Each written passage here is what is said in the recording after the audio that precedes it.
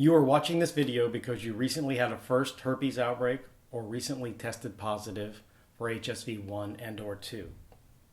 Suddenly, you see yourself differently and probably not in a good light. You feel dirty, soiled, damaged, sinful, whorish, and most of all, unlovable. You wonder if you're ever going to have sex again. You wonder how you could ever tell somebody you have herpes. You're sure no one else has it, and at least no one that you would want to have sex with. You are convinced that life as you know it is over. All of these feelings are normal.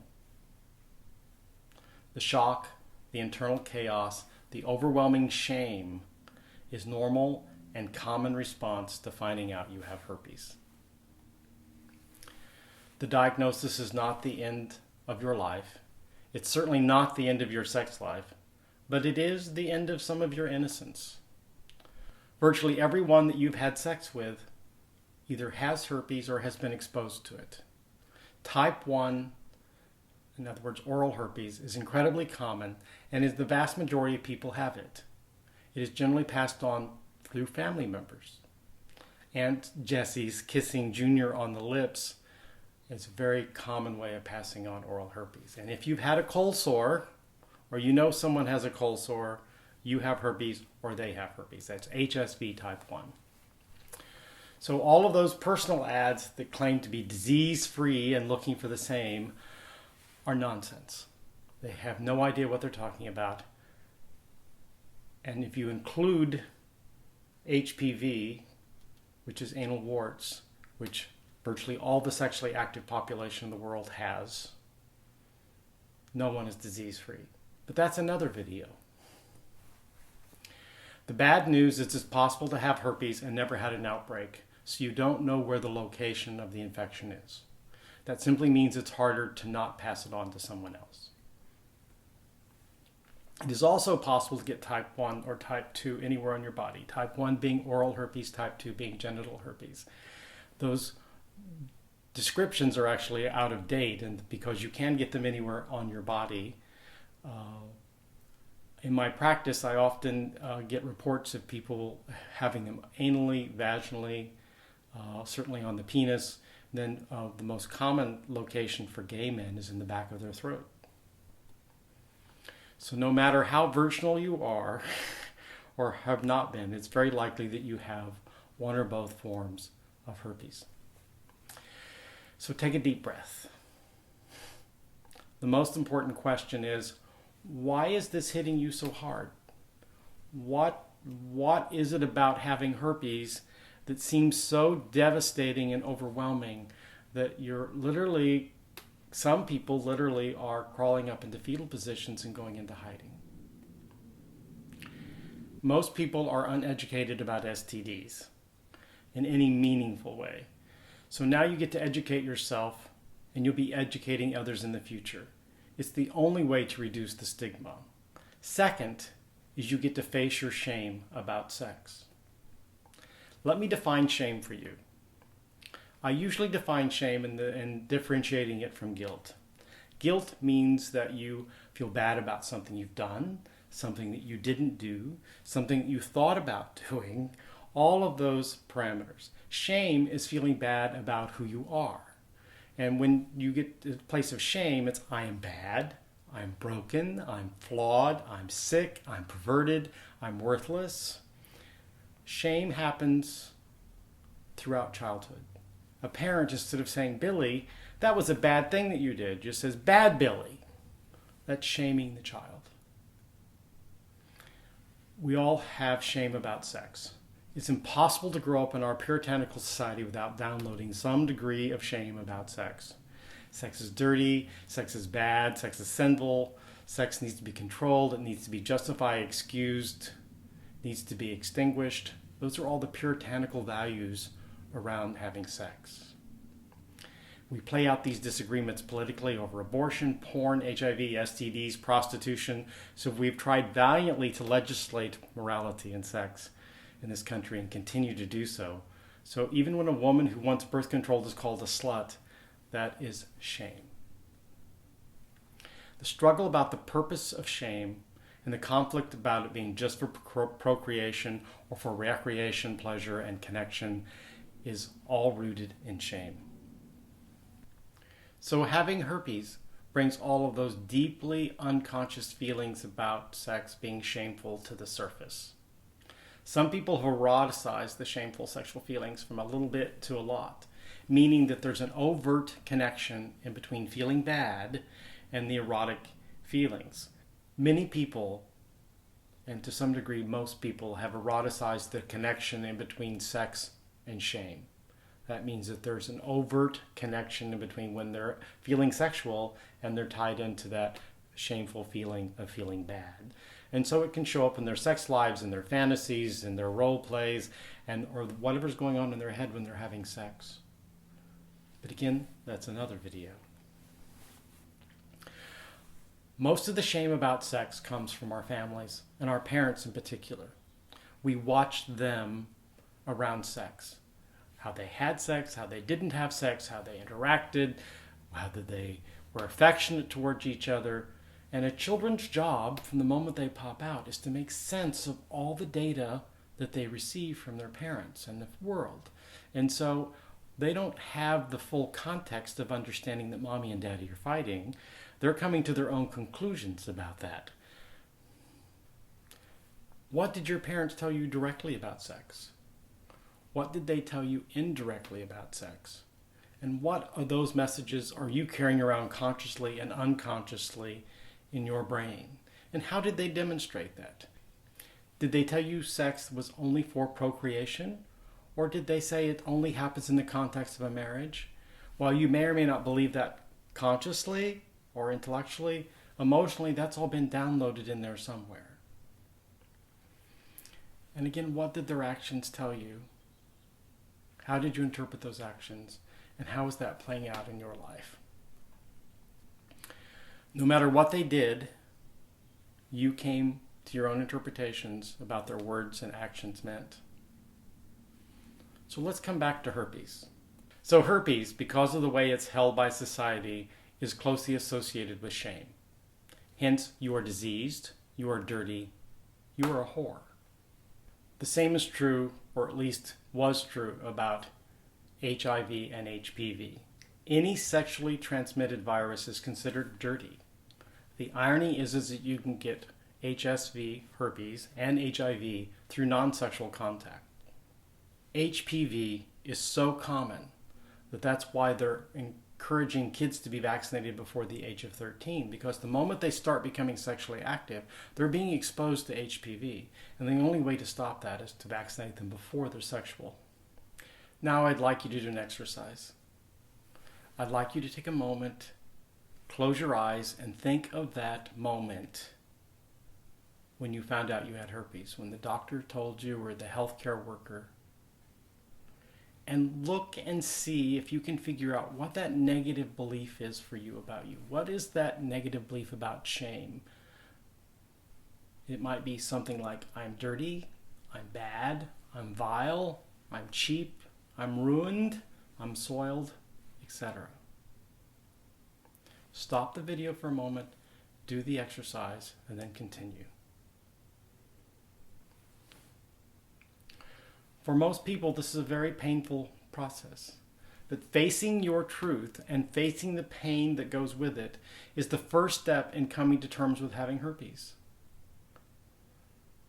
Now I want you to go look in a mirror, look yourself in the eyes, and say whatever that negative belief was to yourself. Don't blink. And then pay attention to what happens in your body. And just let those feelings move through. You don't need to do anything with them other than to be aware of them.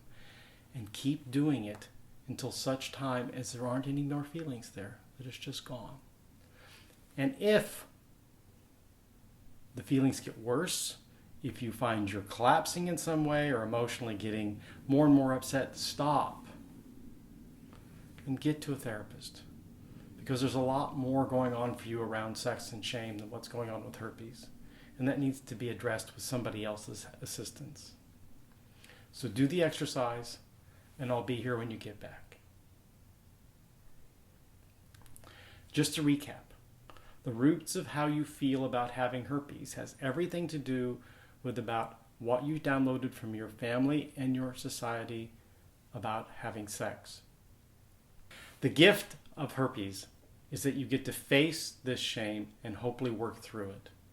It will make you stronger. It will allow for better sex and more honest communications, both sexually and otherwise in your life. We all have shame. The key is to recognize it and work through it so we can have all the joy and love in our life that we deserve. Now let's talk about your future sex life. I advocate the following approach. No sex during a breakout. Very simple. You feel a breakout coming on, you have a breakout actually happening, you're taking your acyclovir Valtrex, I'll talk more about that in a moment, but you don't have sex. Unless you're going to have a kind of sex that isn't going to expose your partner to the spot that you have the outbreaks with. For instance, if you have it anally and you're going to have oral sex, that's fine.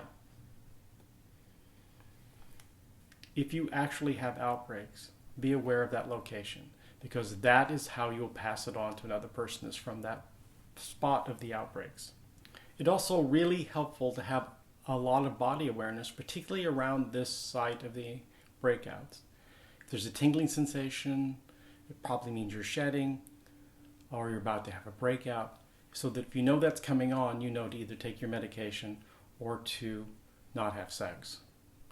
Be as open as comfortable as you are willing to be with having herpes. If you have an online profile, put it in or don't. It's entirely up to you. My guess is that if you put it in your profile, and I do see people who put this in their online profiles, is that you'll get less people who connect with you because they're uneducated or have their own stigma around it. But the people who do are going to be golden. Hookups, I advocated don't ask, don't tell. But if they do ask, you tell. People getting into a hookup aren't often asking about STDs in general, as far as I can tell. And with the amount of barebacking and so forth going on out there, it's sort of every man for himself. Mostly, I want you to protect yourself from all STDs and from giving them to a potential partner. If you go on a date with someone and this person seems like a potential for relationship, I advocate delaying sex. Actually getting to know them, getting to know whether you really like them, if you're really attracted to them, and getting a sense of whether they're attracted to you. And before you become sexual, in a neutral location, like standing outside of a car, someplace can have a graceful exit if it goes badly, you have this conversation, you educate, you give them time to have their own response before you attempt to be sexual, so that there's no betrayal, there's no dishonesty. If you get into a relationship and say, oh, I should have told you I had herpes, and they get all freaked out, you've just destroyed the trust in the relationship. Many people know, and they'll be very happy that you brought it up and tell you that. And so consequently, that will then change the whole connection and intimacy that goes on in between the two of you. Do not wait until you're making out, you're half naked, you're going for the condoms and going, oh, by the way, it's really bad. It's a great way to kill the mood. And it's a really inelegant exit if somebody has to leave at that moment. And you're going to feel really, really shamed. Much more so than you would in a different kind of setup. Do not set yourself up for that kind of rejection. If they say no and leave, that's great. Your integrity is intact. And even though you're still horny, the key is feeling good about yourself before and after sex. Each person has a right to protect themselves however they choose to, whether it be HSV, HIV, or whatever. So it's not about you, it's about them and their choices. I personally don't see HIV and herpes in the same category. HIV requires a constant medication in order to survive. Herpes doesn't. HIV is life-threatening. HSV is not. You get to come to your own conclusions and handle it as you feel is best for you. The better you know someone, yes, the more the rejection can hurt. And as I say, it's better to have the conversation earlier rather than later. If it's a deal breaker for them, it's better to know that up front. And I always believe it's better to be rejected for who you are than who you aren't. The two treatments for herpes are Valtrex and acyclovir. Valtrex is a once-a-day medication. Acyclovir is a twice-a-day medication. Some people take it every day. Some people only do it when they feel an outbreak coming on and they load. In other words, they take an increased amount of the prescription.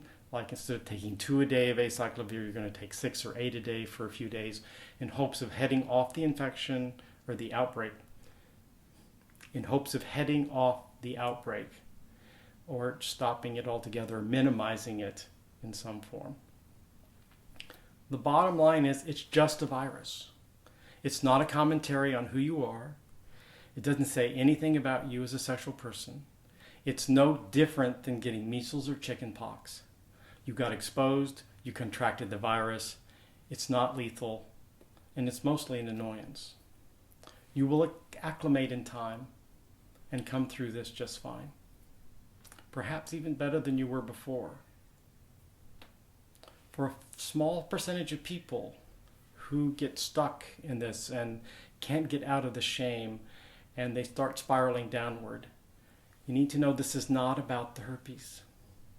All it has done is open the door to the shame underneath about who they are that may or may not be sexual, but may be pervasive in how they see themselves. So if you're one of those people, get help. Or if you know of someone who like that, then encourage them to get help. So first of all, remember, you're not the only one with herpes. You will get laid again. Having sex with someone will not automatically give them herpes. So I really encourage you to do a larger assessment about shame and sexuality in general for you. There's a really wonderful book by Stanley Siegel called Your Brain on Sex that I highly recommend. It's a really fast read. Again, it's Stanley Siegel, Your Brain on Sex. Really, really superb book. It's required reading in my practice for everybody. And also on my website, you will find a form called the Sex History. It's 5 sections. I recommend writing about 2 pages per section. There's a series of questions in each one. It's a really insightful look at sex and your childhood and understanding how you got to where you are. And it's a nice companion piece to the Stanley Siegel book that I'm encouraging you to get. I've seen people write as many as 100 pages. I don't recommend that, but if you get inspired, maybe there's your next book. But just a couple of pages per section would be just fine. I think it'll help out a lot. So be honest, both in that and in life. And thanks for spending time with me, and have a great life.